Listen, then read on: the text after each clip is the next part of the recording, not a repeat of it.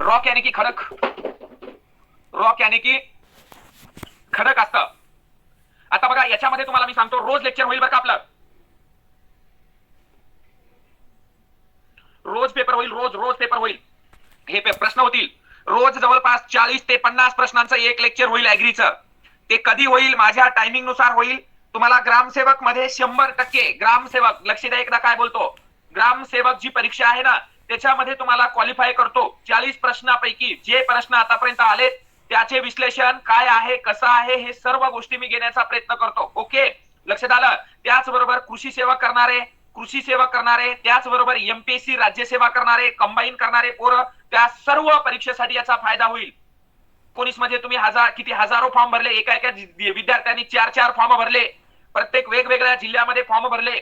जिल्हा परिषद मध्ये माहितीचा अधिकार पाठवले असता त्यामधून मिळालेली माहिती अशी आहे की भरती का लांबणीवर आहे, तर भरती.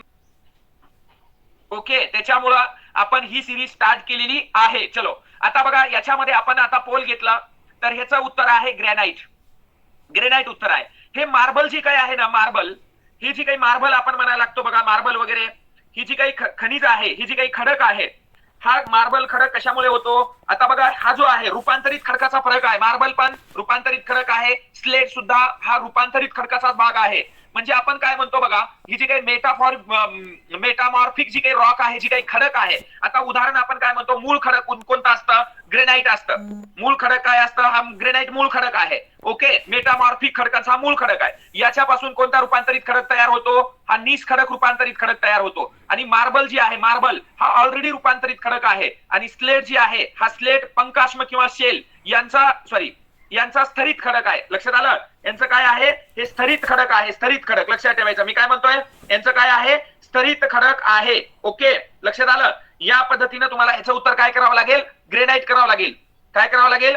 ग्रेनाइट करावं लागेल. हा मार्बल हा स्तरित खडकाचा भाग आहे, लक्षात ठेवा. रूपांतरित नाही, माफ करा, स्तरित खडकाचा भाग आहे. आणि हा स्लेट जी आहे हा सुद्धा स्तरित खडकाचा भाग आहे. आपल्याला ही मार्बल वगैरे, फरशी वगैरे दिसते ना रे, फरशी वगैरे वगैरे आपल्याला दिसते नाही, स्लेट वगैरे, याच्यामध्ये तुम्हाला ग्रेनाइट उत्तर लक्षात ठेवावं लागेल. त्यानंतर बघा, शेतामध्ये नांगरताना इंग्रजी व्ही आकाराची सरी कोणत्या नांगराने पाडते?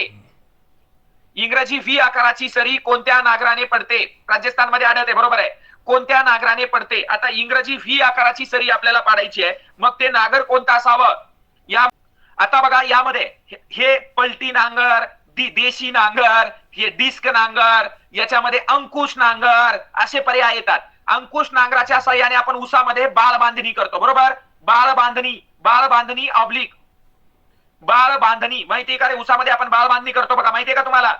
बाळ बांधणी आणि त्याच्याबरोबर मोठी बांधणी, बरोबर. आपण काय म्हणत असतो, हे ऊसामध्ये अंकुश नांगरांच्या साह्याने आपण काय म्हणतो? बाळ बांधणी करतो, बरोबर, आणि मोठी बांधणी करतो. म्हणजेच याचा अर्थ रिझरच्या साह्याने, याचा अर्थ काय आहे? ओके, याचा अर्थ काय आहे की रिझरच्या साह्याने आपण बाळ बांधणी किंवा मोठी बांधणी, म्हणजे इंग्रजी व्ही आकाराची जर तुम्हाला सरी पाडायची असेल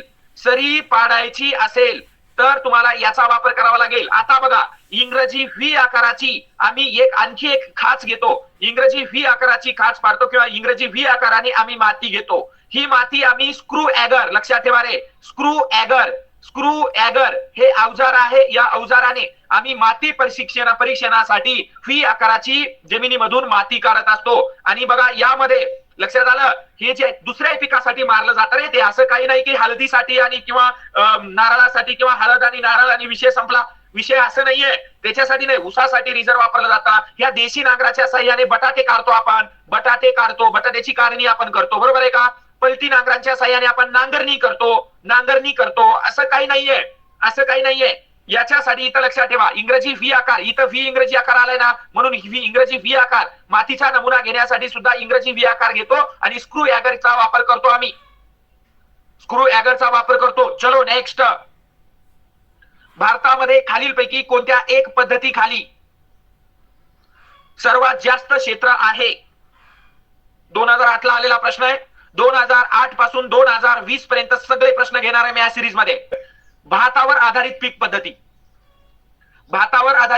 आपण म्हणत नाही का रे, आपण आपलं वेस्ट बंगाल नावाचा राज्य आहे, तामिळनाडू राज्याचं नावाचं राज्य आहे. हे दोनच राज्य असे आहेत की भारतामध्ये की या ठिकाणी एका वर्षात 3 वेळा आपण पिकं घेतो. 3 वेळा पिकं घेतो एका वर्षामध्ये आपण. वेस्ट बंगाल आणि तामिळनाडूमध्ये. भारतातलं हे 2 राज्ये आहेत फक्त की त्यामध्ये भाताचं 3 वेळा उत्पादन घेतो आपण. यामध्ये बघा की आपण कोकणामध्ये सुद्धा भाताची लागवड करतो. कोकणामध्ये सुद्धा भाताची लागवड करतो, बरोबर आहे का? मग त्यावेळी कोकणामध्ये ज्यावेळेस आपण भाताची लागवड करतो त्यामध्ये साखळी पीक पद्धत खूप इम्पॉर्टंट आहे. साखळी, त्याला रिले क्रॉपिंग म्हणतात दादानो. काय म्हणतात त्याला? रिले क्रॉपिंग बरोबर आहे का? रिले क्रॉपिंग म्हणतात. म्हणजे कोकणामध्ये भाताची काढणी करण्याच्या अगोदर त्यामध्ये वाल पिकाची लागवड केली जाते. आलेला प्रश्न, वाल पिकांची लागवड केली जाते, याला साखळी पीक पद्धत म्हणतात. आणि भातावर आधारित पीक पद्धती जी आहेत ना, ही भातावर आधारित पीक पद्धती भारतामध्ये सर्वात जास्त प्रमाणामध्ये हे घेतले जातात. सर्वात जास्त प्रमाणामध्ये हे घेतले जातात. जमिनीच्या वर्गीकरणातील हा वर्ग मशागतीसाठी वापरला जाऊ शकतो, तथापि पीक लागवडीस खूप मर्यादा येतात. पीक लागवडीसाठी खूप मर्यादा येतात. कोणता वर्ग आहे?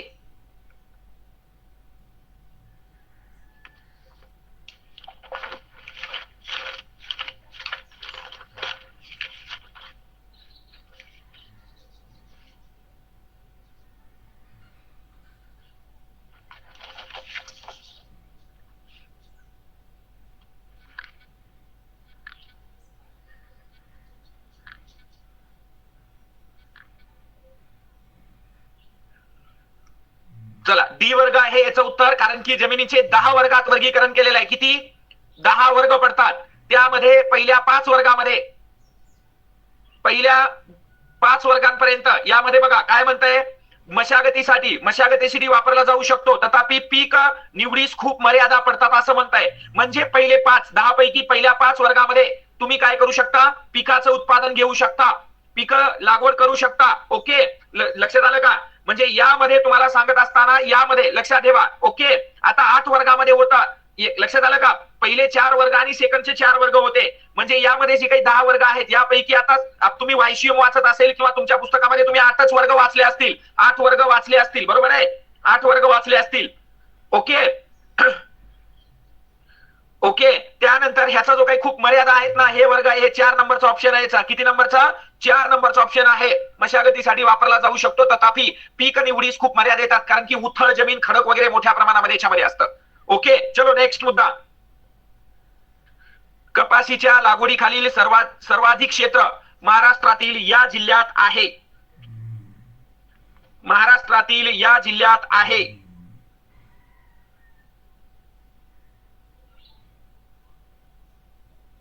कपासी म्हणजे काय? तर याला कापूस म्हणतात. कापूस पांढरा असतं, पिवळा असतं, हिरवा असतं, निळं असतं. रंगीत कापसाचं सगळं श्रेय पंजाबराव देशमुख कृषी विद्यापीठ अकोल्याकडे जातं. कपाशीच्या लागवडीखाली सर्वाधिक क्षेत्र महाराष्ट्रातील यवतमाळ जिल्ह्यामध्ये आहे, म्हणून याला पांढरे सोने पिकवणारा जिल्हा म्हणतात. पांढरे सोने पिकवणारा जिल्हा आहे. हा प्रश्न आलेला आहे. त्याचबरोबर केंद्रीय कापूस संशोधन केंद्र माहितीये का रे तुम्हाला? संशोधन केंद्र माहितीये का? हे आहे नागपूरला. त्याचबरोबर माहितीये का तुम्हाला? प्रादेशिक कापूस संशोधन केंद्र माहितीये का तुम्हाला? माहिती आहे का? हे आहे नांदेडला. ओके, नांदेडला. अकोल्याला, अमरावतीला काय आहे? अमरावतीला आहे कापसाची बाजारपेठ. भारतातील सर्वात मोठी कापसाची बाजारपेठ आहे अमरावतीला. त्याचबरोबर कापूस आहे. कापूस याची एक गाठ, आलेला प्रश्न, एक गाठ किंवा गासडी 170 किलो वजनाची असते. 170 किलो वजनाची असते. ही जी परभणी आणि अकोला आहे ना, अकोला आणि परभणी या दोन्ही जिल्ह्यांना खरीप ज्वारीचे कोठार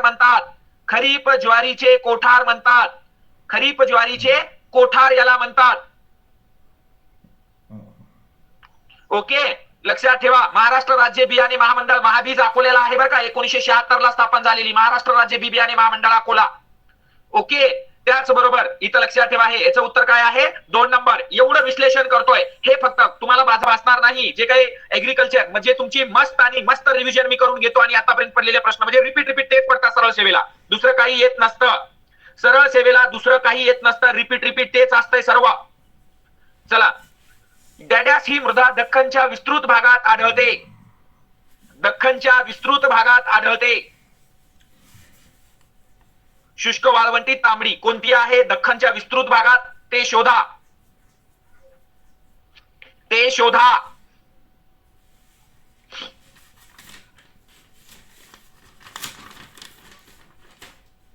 येस, ओके. रेगूर मृदा बघा, रेगूर मृदा बघा, हे रेगूर आहे. रेगूर यानी की बेसॉल्ट खडक. बघा लक्ष द्या रे, बेसॉल्ट खडक यापासून तयार झालेली जमीन म्हणजे रेगूरचा अर्थ होतो स्वयंनागर. स्वयंनागर, स्वयंनागर म्हणजे स्वतः नांगरणी करणारी जमीन. अर्थात या जमिनीला आम्ही काळी जमीन म्हणतो, काळी जमीन म्हणतो. या जमिनीला आम्ही होर्टी सोल म्हणतो, होर्टी सोल म्हणतो. भेगा पडतात म्हणून होर्टी सोल म्हणतात. हे बेसॉल्ट किंवा याला आशिताश्म, आशिताश्म या खडकापासून तयार होणारी जमीन. दख्खन पठाराचा विस्तृत भाग म्हणजे महाराष्ट्राचा, महाराष्ट्रातील 90% भागावर ही जमीन आढळते. किती टक्के भागावर? 90% भागावर ही जमीन आढळते. आणि यामध्ये या जमिनीला जांभार, या जमिनीला काळा रंग, टिट्यानी फेरस, टिट्यानी फेरस, मॅग्नेटाइट, मॅग्नेटाइट, टिट्यानी फेरस मॅग्नेटाइट मुळे या जमिनीला काळा रंग आला. काळा रंग येण्याचं कारण टिट्यानी फेरस मॅग्नेटाइट. लक्षात ठेवा. ओके, इथपर्यंत कळतंय का तुम्हाला मी काय बोलतोय ते? कळतंय का? यस. ग्रामसेवक व्हायचंय हे असे प्रश्न पाठ करून टाका. रेगूर आणि कापसाची मृदा. चलो पुढं. उत्तर आहे 1 नंबरचा. आणि जर तुम्हाला असं विचारलं ना भारत आहे, भारतात सर्वात जास्त मृदा कोणती आहे, तर इथं तुम्ही काय द्या? गाळाची मृदा असं द्या उत्तर. गाळाची मृदा असं उत्तर द्यायचं. कारण की भारतातील 40% भागावर ही गाळाची आहे आणि महाराष्ट्रातील 90% भागावरती काळी कापसाची आहे. विषय संपला भाऊ. चल पुढं.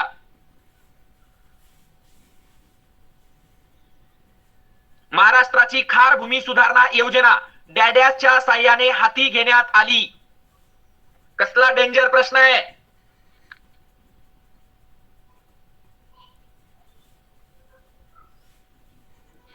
कसला डेंजर प्रश्न आहे भाऊ.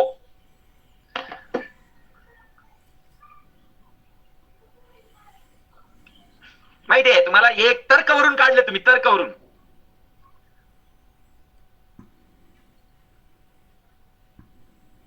तर्क लावून काढलं उत्तर. काही लोकांनी तर्क वापरून काढलं उत्तर, काही लोकांनी फक्त. आता बघा, त्यांना माहिती आहे खार भूमी सुधारणा म्हणजे, ह्यांना माहिती आहे खार भूमी. बघा कसं उत्तर काढलं ते सांगतो. खार भूमी संशोधन केंद्र, संशोधन केंद्र ह्यांना माहिती आहे हे पनवेलला आहे म्हणून. हे यांनी वाचलेलं. पनवेल रायगड मधलं. बरोबर, करेक्ट. दुसरा प्रश्न, खार भूमी, खार भूमी विकास कार्यक्रम, विकास कार्यक्रम 1949 ना, बरोबर ना? 49 खार भूमी विकास कार्यक्रम, खार भूमी विकास कार्यक्रम 1949. म्हणजे त्यावेळेस भारत स्वतंत्र झालता का नाही? झालता. म्हणजे ब्रिटिश सरकार त्यावेळेस होतं का? त्यावेळेस ब्रिटिश सरकार होतं का? नव्हतं. भारत स्वतंत्र झाला होता ना. फंड यांच्याद्वारे हा कार्यक्रम राबवण्यात आला होता की बाबा जी काही समुद्रालगतची जी काही खारी जमीन आहे त्यांच्या सुधारणा करण्यासाठी हा खार भूमी विकास कार्यक्रम 1949 ला आणि खार भूमी संशोधन केंद्र पनवेल रायगड मध्ये स्थापन करण्यात आला. डन. चलो नेक्स्ट मुद्दा. आम्लधर्मीय जमिनीसाठी पुढील पैकी कोणत्या जीवाणू खताची शिफारस केली जाते?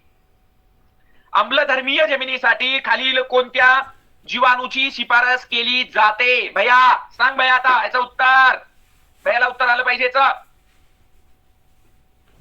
आम्लधर्मीय जमिनीसाठी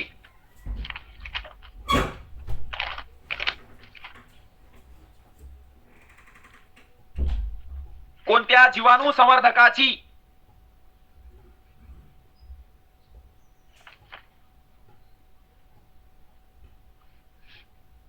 कसं रे तुम्ही? आता मला एक कळत नाही, तुम्हाला हे शिकवलं नाही का कोणी? एक साधारणतः बघा, निळे हिरवे शेवाळ हे भात खाचरामध्ये वापरलं जातं. बघा हे भात खाचरामध्ये वापरलं जातं. भातासाठीच आहे निळे हिरवे शेवाळ.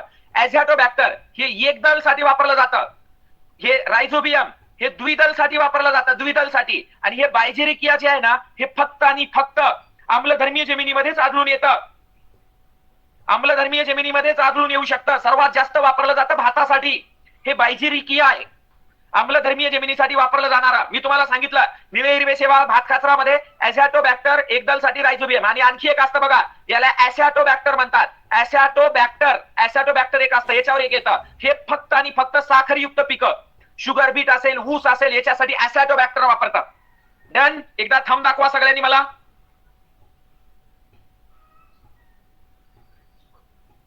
हा प्रश्न मला वाटतं, हा प्रश्न जे आहे, हा प्रश्न कधी पडलाय बाबा? 2011 मध्ये पडलेला प्रश्न आहे. 2011 मध्ये.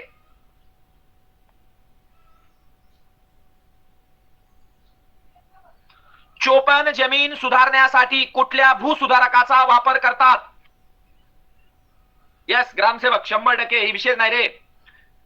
काही 12वीचे पण मुलं असतील बरं का याच्यामध्ये, टेक्निशियन काही मुलं नसतील, ऍग्रिकल्चर आहे त्यांचं चुकू शकतं, ज्यांचं ऍग्रिकल्चर नाही. हे जे प्रश्न आहेत ना दादा, कमीत कमी 10 वेळा रिपिटेशन झालेले आहेत, कमीत कमी 10 वेळा रिपिटेशन झाले, डबल डबल डबल डबल. आता ऍग्रिकॉस जे मुलं आहेत त्यांना हे कळत असेल की हे प्रश्न किती वेळा रिपिटेशन झालेले आहेत, ते त्यांना हे कळत असेल की बाबा हे प्रश्न किती वेळा रिपिटेशन झालेले आहेत ते. बरोबर आहे का? करेक्ट आहे का नाही?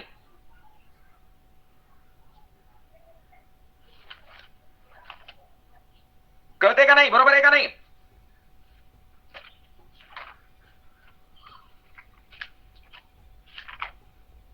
चोपन जमीन, कालच्या कंबाईनला प्रश्न होता बघा, माहितीये का तुम्हाला? कालच्या कंबाईनला प्रश्न होता, माहितीये का? शार्पड जमीन, शार्पड जमीन, शार्पड. बरोबर होता का नाही? शार्पड जमिनीचे प्रकार कोणते आहेत? यामध्ये एक आहे खारवट, खारवट जमीन. दुसरा आहे त्याला चोपन म्हणतो, चोपन जमीन. तिसरा प्रकार जो आहे त्याला खारवट चोपन म्हणतो, खारवट चोपन म्हणतो, खारवट चोपन म्हणतो. आणि आम्लधर्मीय जमीन, हे वेगळा मुद्दा आहे बरं का, ह्याचा प्रकार नाहीये. हे फक्त शार्पड जमिनीचे 1 नंबर, 2 नंबर आणि 3 नंबर आहेत. आता यामध्ये खारवट जमीन सुधारण्यासाठी तुम्ही काय वापराल? याच्यासाठी बघा, याच्यासाठी गंधक वापरा, याच्यासाठी गंधक वापरा, याच्यासाठी मळी कंपोस्ट आणि जिप्सम, जिप्सम वापरा आणि मळी कंपोस्ट वापरा. मळी कंपोस्ट, सॉरी करू नका, माफ करा, याच्यामध्ये नाहीये, याच्यामध्ये नाही, सॉरी सॉरी सॉरी, हे खारवट जमिनीमध्ये ह्याचा वापरच करायचा नाही आपल्याला. इथं खारवट जमिनीमध्ये याचा वापर करायचा नाहीये. इथं काय घ्यायचंय? फक्त आपल्याला धेंच्या घ्यायचंय, धेंच्या. धेंच्या हे हिरवळीचं पीक घ्यायचंय, धेंच्या. बरोबर आहे का? धेंच्या एक हिरवळीचं पीक घ्यायचंय. तसेच क्षार सहन करणारी पिकं जी आहेत ती लागवड करायची आहे. रताळी असेल, रताळी असेल किंवा शर्करा कंद असेल, शर्करा कंद, बरोबर, शर्करा कंद असेल, याची लागवड करा. धेंच्या, करंज, ओके, कांदा, खजूर यांची आपण हे करायची, लागवड करायची आहे. याच्या व्यतिरिक्त इथं खारवट जमिनीची सुधारणा आपण नाही करू शकत. चोपन जमीन आहे, इथं म्हणताय चोपन जमिनीच्या सुधारणेसाठी तुम्ही काय कराल? चोपन जमिनीसाठी एक लक्षात ठेवा, आम्हाला इथं जिप्सम वापरू शकतो आम्ही. जिप्सम म्हणजे जिप्सम आहे, इथं गंधक आहे किंवा आयर्न पायराइड आहे. हे वरचं खाली झालं होतं, आयर्न पायराइड, आयर्न पायराइड सुद्धा तुम्ही याच्यासाठी वापरू शकता. चोपन जमीन सुधारण्यासाठी जिप्सम, गंधक, आयर्न पायराइड हे सुद्धा भूसुधारकाचा वापर करू शकता तुम्ही. ओके. आता बघा याच्यामध्ये चोपन खारवट जमीन ही सुधारण्यासाठी धेंच्या असेल, धेंच्या असेल, धेंच्या, धेंच्या, ताग यासारखी पिकं लागवड करा. आम्ल जमीन सुधारायची असेल तुम्हाला तर आम्ल जमीन सुधारण्यासाठी चून खडकाचा वापर करा. चून खडक, चून खडीचा वापर करायचा आहे आम्ल जमिनीसाठी. चून खडक आणि विम्ल म्हणजे यांचा सामू किती असतं माहिती का? 7.5 पेक्षा जास्त असतं या शारवट जमिनीचा सामू, त्याच्यामुळे ह्या विम्ल असतात. म्हणून यांना विम्ल जमीन सुधारण्यासाठी सुद्धा तुम्ही जिप्सम वापरू शकता. म्हणजे चोपन जमीन सुधारण्यासाठी सुद्धा तुम्ही जिप्सम वापरू शकता. ओके, जिप्सम वापरू शकता, यामध्ये काही अडचण नाहीये. ही चुनखडी आम्ल जमीन सुधारण्यासाठी वापरा. आम्ल, आम्ल आणि विम्ल माहितीये का? पीएच असतं, सामू असतं 0 ते 14 पर्यंत, याच्यामध्ये 7 असतं, मधी तटस्थ 6.5 ते 7.5 हा सामू सगळ्यांना योग्य असतं. 7.5 च्या वर गेलं की विम्ल आणि 6.5 च्या खाली आलेला असेल पीएच तर त्याला आम्ल म्हणतात. मग हे आम्ल म्हणजे चुनखडी वापरा आणि विम्लसाठी जिप्सम वापरा. विषय डन, विषय डन. चलो, मध्य प्रदेशातील स्थलांतरित शेती डॅडॅस नावाने ओळखली जाते. मध्य प्रदेशातील स्थलांतरित शेती डॅडॅस नावाने ओळखली जाते.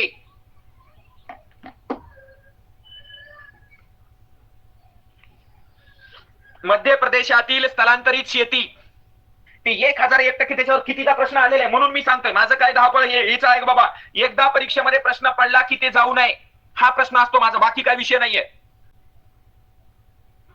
आता बघा, हे मध्य प्रदेश आहे ना, मध्य प्रदेशच्या बाजूला एक छत्तीसगड घेतो. मध्य प्रदेश आणि छत्तीसगड कॉम्बो आहे.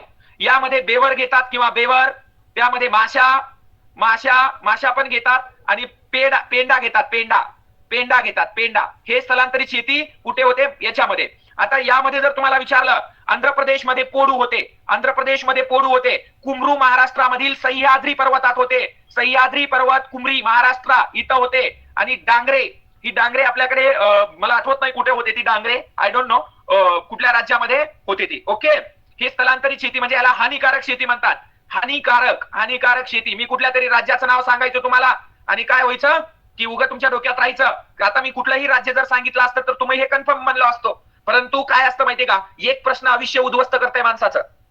काय म्हणतो मी, लक्षात आलं? एक प्रश्न माणसाचं आयुष्य उद्ध्वस्त करू शकते भावांनो, बाकी विषय नाहीये. चलो नेक्स्ट, उत्तर काय याचं? बेवर. ओके, हे बेवर, माशा आणि पेंडा छत्तीसगड आणि मध्य प्रदेशमध्ये. महाराष्ट्राचे कृषी हवामानानुसार किती विभाग पाडण्यात आले आहेत?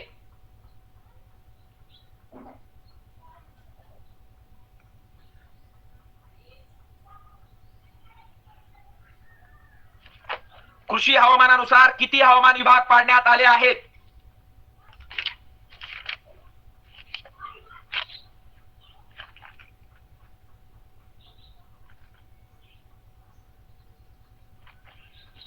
येस, तरी पण 63% पोल बरोबर आहे. बघा, 9 कृषी हवामान विभाग आहेत भारतामध्ये, 15 कृषी हवामान विभाग आहेत. किती कृषी हवामान विभाग भारतामध्ये?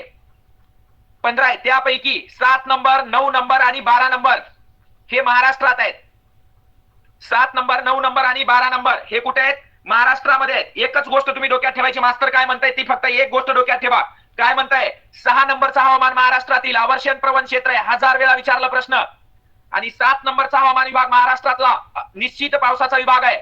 निश्चित म्हणजे 100% इथं पाऊस पडतो. निश्चित पावसाचा विभाग 7 नंबर पावसाचा विभाग, आणि 6 नंबर अवर्षण प्रवण क्षेत्र. हे दोन, 6 नंबर मध्ये अवर्षण प्रवण क्षेत्र आणि 7 नंबर मध्ये निश्चित पाऊस, आणि 9 कृषी हवामान विभाग आहेत. ओके, लक्षात ठेवा. आणि कृषी विभाग किती आहेत रे? कृषी विभाग किती आहेत? कृषी विभाग किती आहेत? कृषी विभाग किती आहेत? 8 आहेत. कृषी विभागाची स्थापना 1883 ना, कृषी विभागाची स्थापना 1883 ला झाली. सायमन कमिशन, सॉरी कमिशन होतं एक, कमिशनच्या साह्याने 1883 साली. ओके, हे कृषी विभाग, 8 कृषी विभागामध्ये विभागणी आहे. विषय संपला. चलो नेक्स्ट मुद्दा, वनस्पतीच्या वाढीसाठी सर्वात महत्वाचा घटक कोणता? वनस्पतीच्या वाढीसाठी सर्वात महत्वाचा घटक कोणता? सोपे प्रश्न असतात पण गुगली मारतात. गुगली मारतात.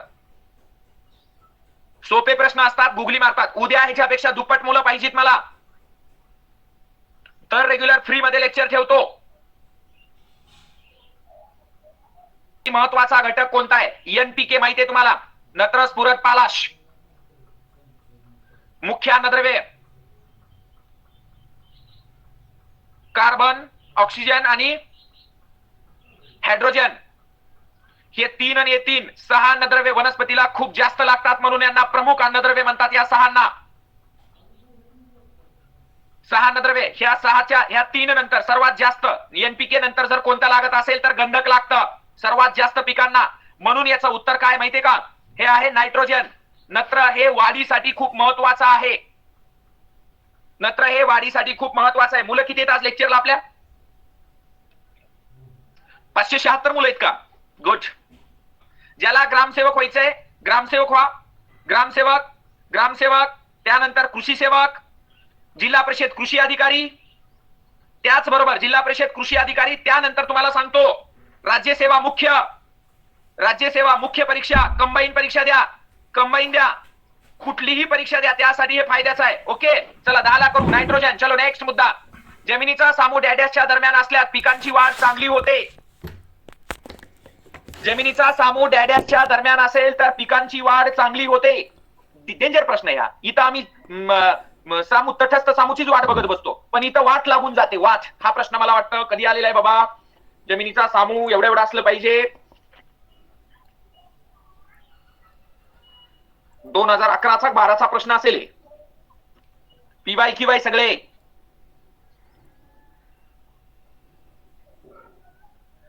आणि मला सांगा, सगळे पिकं, तुम्ही मला एक विचार करा, 29% वाले, एक वाक्य बघा, 5.5 ते 6.6 ही आम्ल जमीन झाली. आम्ल जमिनीमध्ये सगळे पिकं घेतो का रे भावा तू?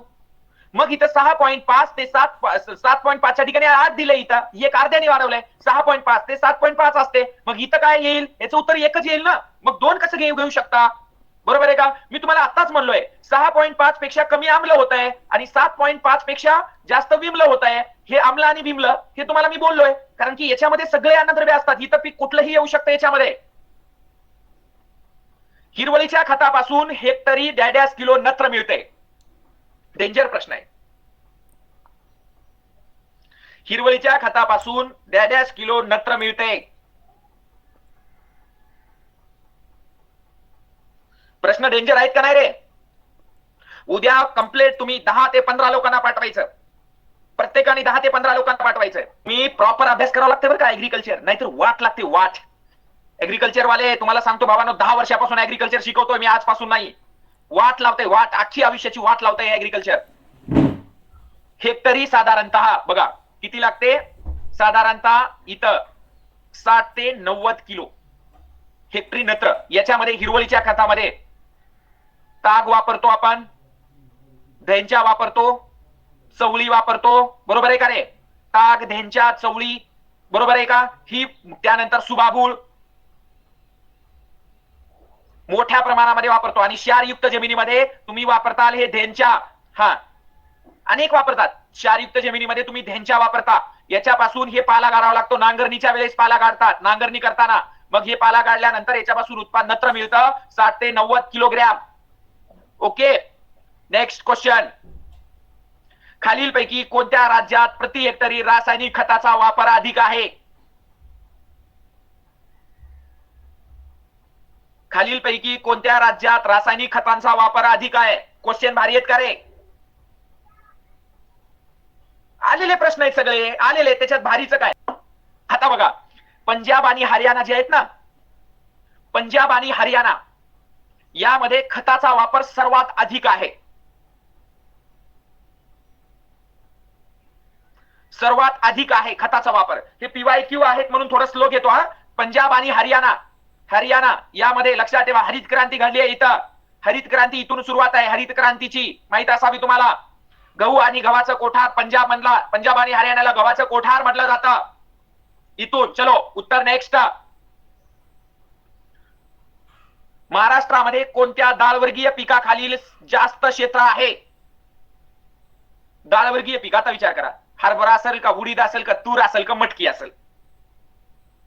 सिंपल क्वेश्चन आहे, लॉजिकवर निघतंय. शेतकऱ्याचे लेकर आहेत. अमेरिका, जपान, लंडनहून कोण आलं नाही. लॉजिकवर निघतंय, लॉजिकवर. इथं जर असं विचारला प्रश्न, महाराष्ट्रामध्ये डाळवर्गीय पिकाखाली सर्वात जास्त क्षेत्र तूर आहे. तूर संशोधन केंद्र बदनापूर, बदनापूर, बदनापूर जालना. तूर संशोधन केंद्र बदनापूर जालन्याला आहे. ओके, बरोबर. आणि हे जे आहे ना, हे हरभरा, हे रब्बी मध्ये आहे बरं का सर्वात जास्त क्षेत्र. रब्बी मध्ये, रब्बी मध्ये क्षेत्र सर्वात जास्त याचा आहे. ओके, कळलं तुम्हाला? कळलं मला काय बोलायचं ते? कळलं ना? येस. आता बघा, ओके, नेक्स्ट क्वेश्चन. खालीलपैकी पिकांच्या रचनेवर परिणाम करणारा कोणता घटक आर्थिक घटक ठरत नाही? आर्थिक घटक म्हणजे पैशाच्या स्वरूपामधलं घटक ठरत नाही. आर्थिक म्हणजे पैसा. पिकांच्या रचनेवरचा आर्थिक घटक ठरू शकत नाही. इथं काय, शेतीचा आकार, उत्पादन येणार आहे, हे महत्वाचं ठरेल. उत्पादन साधनांची उपलब्धता, उत्पादन असेल तर किमती खालीवर घटक ठरू शकतात. किंमत आणि उत्पन्न महत्तमीकरण म्हणजे कमी जास्त किंमत, कमी जास्त किंमत हे ठरू शकणार. म्हणून याचं उत्तर आहे 3 नंबर. याचं उत्तर आहे 3 नंबरचं. Yes, done. चलो, हा IMP क्वेश्चन. IMP फक्त लॉजिक ज्याला आहे ना, जे MPSC चा अभ्यास करते ना, त्याला हा प्रश्न क्वेश्चन पडतो. हे लॉजिक याच्यासाठी, सोयाबीन हे द्विदल आहे, हे नत्र स्त्रीकरण करणार आहे. मग हे जर खरीपामध्ये नत्र स्त्रीकरण केलं ना, तर रब्बीमध्ये गव्हाच्या उत्पादनात वाढ होते. जवळपास 15 ते 20% उत्पादन वाढतं सरासरीमध्ये. कारण की इतर द्विदल पिकांनी नत्र स्त्रीकरण केलेलं आहे, ह्याचा फायदा याला होता. म्हणून जमीन सुपीक होते. हे एकदल आहे, एकदल एकदलचा काही संबंध नाही. एकदल एकदल आहेत, एकदल एकदल आहेत, हे द्विदल आणि एकदल आहे. म्हणून याचं उत्तर 3 नंबर आहे. बरोबर आहे. जमिनीची उत्पादक क्षमता अबाधित राखण्याचा मुख्य उपाय काय आहे? म्हणजे उत्पादन क्षमता अबाधित म्हणजे ती ठेवायची आहे तशीच, यामध्ये तुम्हाला काहीच करायचं नाहीये. ओके, म्हणजे ती कमी होऊ नये याच्यासाठी तुम्ही काय कराल? इथं बघा, रासायनिक खतामुळे तर वाट लागली, रासायनिक खतामुळे वाट लागली, रासायनिक पीक संरक्षणामुळे वाट लागली. आम्हाला बीटी वांगी सुद्धा खाऊ देत नाहीत. बीटी वांगी सुद्धा खायला बंदी आणली. अधिक मशागतीनं सुपीकता राहत नसते. पिकांची फेरपालट जे मागचा प्रश्न होता ना, त्या स्वरूपाचा जर केलात ना, एक पिकाची द्विदल एक दल पिकांची फेरपालट गेलात ना, तर सुपीकता राहू शकते. बरोबर आहे. चलो, जमिनीचा पोत वाढविण्यासाठी डॅडॅसची फेरपालट चांगली असते. आपण काय करतो, हे खरीप आहे, हे रब्बी आहे भावा, आणि हे काय आहे, उन्हाळी हंगाम आहे. 3 हंगाम आहेत. ओके, 3 हंगाम आहेत. इथं तू काय करतो, इथं बी काय लावलास, सूर्यफूल लावलास. पुन्हा रब्बी मध्ये बी टप्पू काय चालू असते, सूर्यफूलच पेरायचंय. उन्हाळ्यामध्ये बी टप्पू काय सुरू असते, सूर्यफूलच पेरायचंय. मग दुसऱ्या वर्षी बी, पहिल्या वर्षी हे पेरलास, मग दुसऱ्या वर्षी बी काय पेरतो, हेच शेतकऱ्याच्या मनात असते, उत्पादन चांगलं देते म्हणून. मग हे न करता काय करायचं दाद्या, इथं करायचं, इथं खरीपामध्ये तू भुईमुग घेतला, भुईमुग. इथं रब्बी मध्ये काय पेर, इथं गहू पेर, आणि इथं उन्हाळ्यामध्ये दुसरं एखादं पीक बाजरी पेर. मग काय होईल, भुईमुगाने नत्र स्त्रीकरण केलेलं या गव्हाला उपलब्ध होईल ना, सुपीकता राहील. आणि ह्याचं जे काही शिल्लक राहिलेलं तुसापासून वगैरे जे आहे ना इथं, ते कुणाला भेटेल, बाजरीला भेटेल. म्हणून याला पिकाची फेरपालट, आदला बदल पिकांची फेरपालट म्हणतो. कळलं आता आयपीएस? ओके. हा, महाराष्ट्रात कोरडवाहू पिकांच्या शेतीची संशोधन केंद्र डॅडॅश इथे आहे. हे विद्यापीठ म्हणजे त्याच्या अंतर्गत दिले बरं का. प्रश्न असा डेंजर विचारलेला आहे.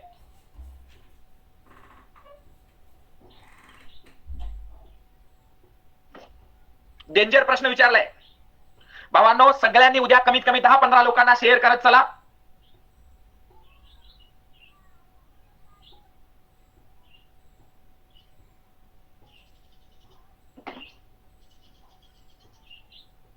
मला एक कळलं नाही, आता काही लोकांना हे माहित नाही, महाराष्ट्रात 4च कृषी विद्यापीठ आहेत दादा, 4. महाराष्ट्रातलं पहिलं कृषी विद्यापीठ आहे इथं महात्मा फुले कृषी विद्यापीठ राहुरी, याचं मुख्यालय राहुरीला आहे. पश्चिम महाराष्ट्रासाठी सोलापूर हे याचं उत्तर आहे. पश्चिम महाराष्ट्रामध्ये सोलापूर येतं. मोहोळ कोरडवाहू शेती संशोधन केंद्र मोहोळला आहे. मोहोळला सोलापूर मधला तालुका आहे मोहोळ. मालदांडी ज्वारी संशोधन केंद्र सुद्धा मोहोळला आहे. महात्मा फुले कृषी विद्यापीठ पुणे नाही, हे भारतातलं आशिया खंडातलं पहिलं विद्यालय इथं, कृषी विद्यालय. आशिया खंडातलं पहिलं कृषी विद्यालय आहे इथं. पंजाबराव देशमुख कृषी विद्यापीठ अकोल्याला आहे. पंजाब महात्मा फुले मराठवाडा कृषी विद्यापीठ, हे पूर्वीचा प्रश्न आहे, 14च्या अगोदरचा, म्हणून इथं मराठवाडा घेतलाय. आता इथं वसंतराव नाईक घ्यावा लागेल, 13 मध्ये नामांतरण झालंय, परभणी. म्हणून याचं उत्तर काय आहे, हे आहे महात्मा फुले कृषी विद्यापीठ राहुरी. ओके, राहुरी. कळलं? हे राहुरी म्हणजे राहुरी विद्यापीठांतर्गत सोलापूरला संशोधन केंद्र आहे म्हणून घेतलंय बरं का ते इथं. तुम्ही म्हणताल राहुरीचं कसं काय इथं घेतलंय. चलो नेक्स्ट. भाबर संज्ञेवरून कशाचा बोध होतो, भाबर संज्ञेवरून कशाचा बोध होतो. हा दगडगोट्यांनी युक्त प्रदेश आहे. डोंगर उतारावरून येणाऱ्या प्रवाहामुळे तयार झालेला प्रदेश आहे. म्हणजे बघा, हिमालय पर्वतावरून येणाऱ्या नद्या आहेत ना, त्याच्या संदर्भात मध्ये आहे भाबर. ओके, भाबर म्हणतात किंवा त्याला भाबर म्हणतात. भाबर असेल, तराई असेल, तराई दलदलीचा प्रदेश. ओके, तराई, भाबर आणि भांगर हा जुन्या काळाचा प्रदेश, आणि खादर हा नवीन काळाचा प्रदेश. भांगर जुना काळ, ओके, आणि खादर नवीन काळ. आणि हे भाबर मध्ये लहान मोठे हे उत्तर यायचं 1 नंबर. नवीन काळ जे काही जाडी भरडी वाळू व लहान मोठे दगडगोट्यांचं संचयन होऊन आलेले हा भाबर. आणि नद्यांनी वाहून आणलेल्या गाळांचा त्या ठिकाणी दलदल निर्माण होत असेल, तर त्याला काय म्हणायचं, तराई म्हणायचं. खादर म्हणजे नवीन गाळ. तराई म्हणजे जुन्या गाळाचा प्रदेश, जुना गाळ. ओके, भाबर म्हणजे हे उत्तर याचं 1 नंबर. इथपर्यंत कळलं का रे? आजचं लेक्चर कसं झालं सांगा, कमेंट्स करा. लेक्चर कसं झालं सांगा. सर्वांनी मला फॉलो करा, टोटल लोकांनी फॉलो करा, म्हणजे तुम्हाला नोटिफिकेशन येत राहील. येस, थांबायचं आपण इथं. चलो बाय बाय बाय, उद्या बघूया.